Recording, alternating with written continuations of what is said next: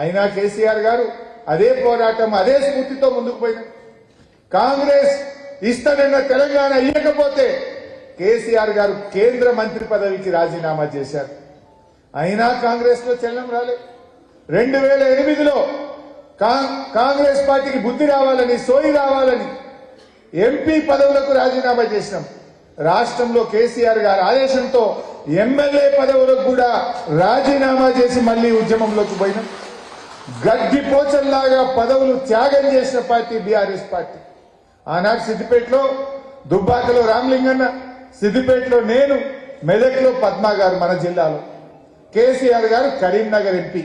ఇట్లా ఎంతో మంది రాజీనామా చేసి మళ్లీ మళ్లీ ఉద్యమాన్ని రగిలించే ప్రయత్నం చేశాం. అన్ని ప్రయత్నాలు చేశాం. తర్వాత తెలుగుదేశం పార్టీ రాష్ట్రంలో అడ్డంగా ఉండే, జై తెలంగాణ అంటలేదు. అప్పుడున్న రాజకీయ అవసరాల్లో తెలుగుదేశం చేత కూడా జై తెలంగాణ అనిపించింది కేసీఆర్. తెలుగుదేశం కూడా ఆనాడు మనతో పొత్తు పెట్టుకొని మేము తెలంగాణకు అనుకూలమని తీర్మానం చేపించిండు రాజకీయంగా కేసీఆర్. ఎన్నికల్లో టీడీపీతో పొత్తు పెట్టుకున్నాం. మళ్లీ ఎలక్షన్ అయిపోగానే వాళ్ళు కూడా మాట మార్చింది. అంటే ఎట్లయిపోయినాయి అంటే అన్ని పార్టీలు, బీజేపీ వాళ్ళు ఒక్క ఓటు 2 రాష్ట్రాలు అన్నారు. ఒక్క ఓటు 2 రాష్ట్రాలని కాకినాడ తీర్మానం చేసి మోసం చేసింది బీజేపీ.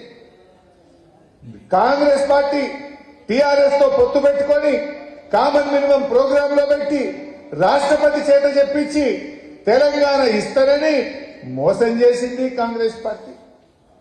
తెలుగుదేశం పొత్తు పెట్టుకున్నప్పుడు ఎన్నికల ముందు జై తెలంగాణ, ఎన్నికలు అయిపోగానే నై తెలంగాణ.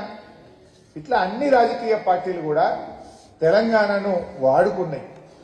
తెలంగాణను పేరు చెప్పి ఓట్లు వేయించుకొని తెలంగాణను మోసం చేస్తూ వచ్చినాయి. ఆ క్రమంలో 2009 తర్వాత ఉద్యమం కొత్త రూపు దాల్చింది. అప్పుడే సుప్రీంకోర్టులో ఒక ఆర్డర్ వచ్చింది, జడ్జిమెంట్ వచ్చింది.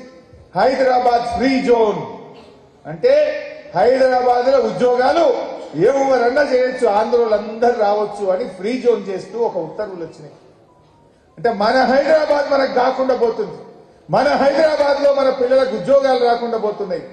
మన హైదరాబాద్ లో మన ఉద్యోగస్తులకు రేపు ప్రమోషన్లు దొరికాయి, ఉద్యోగాలు దొరకకుండా పోతున్నాయని ఆనాడు హైదరాబాద్ ఫ్రీ జోన్ మీద పెద్ద ఎత్తున పోరాటానికి శ్రీకారం చుట్టిండు కేసీఆర్. ఆ క్రమంలోనే మనం సిద్దిపేటలో ఉద్యోగ గర్జనకు బీఆర్ఎస్ పార్టీ శ్రీకారం చుట్టింది. ఆ సందర్భంగా కేసీఆర్ గారు మన సిద్దిపేటకు వచ్చారు. అంబేద్కర్ భవన్, మనం కట్టుకున్న అంబేద్కర్ భవన్ మండల ఆఫీస్కి ఎదురుగా అంబేద్కర్ భవన్ ఉంటుంది. అందులో మీటింగ్ అయింది. అది అక్టోబర్ 12, 2009. అక్టోబర్ 12, 2009 అంబేద్కర్ భవన్ లో కేసీఆర్ గారు ఉద్యోగ గర్జన సన్నాహక సమావేశం జరుగుతూ ఉంటే దాంట్లో మాట్లాడుతూ ఒక మాట అన్నాడు. హైదరాబాద్ ఫ్రీ జోన్ కాదు, ప్రాణాలకు తెగించైనా సరే మన హైదరాబాద్ మనం కాపాడుకుందామని చెప్పుకుంటూ ఒక మాట అన్నాడు. ఆ నినాదమే ఇవాళ మొత్తం ఉద్యమం యొక్క రూపు మార్చింది. ఏంటిది? అవసరమైతే తెలంగాణ కోసం నేను ఆమరణ నిరాహార దీక్ష చేస్తాను అని ఎక్కడ చెప్పిండు? అది సిద్దిపేటలోని అంబేద్కర్ భవన్ లో చెప్పిండు. అక్టోబర్ 12, 2009 నాడు చెప్పిండు. చెప్పుకుంటూ కేసీఆర్ చచ్చుడో తెలంగాణ వచ్చుడో అని నినాదం ఇచ్చింది. నేను ఆమరణ నిరాహార దీక్ష కూర్చోబోతున్నా, అయితే తెలంగాణ జైత్ర యాత్ర లేదంటే నా శవయాత్ర అని చెప్పి ఒక నినాదం ఇచ్చి కేసీఆర్ బయలుదేరి. సో అక్టోబర్ 12 నాడు ఒక నిర్ణయం తీసుకున్నాం.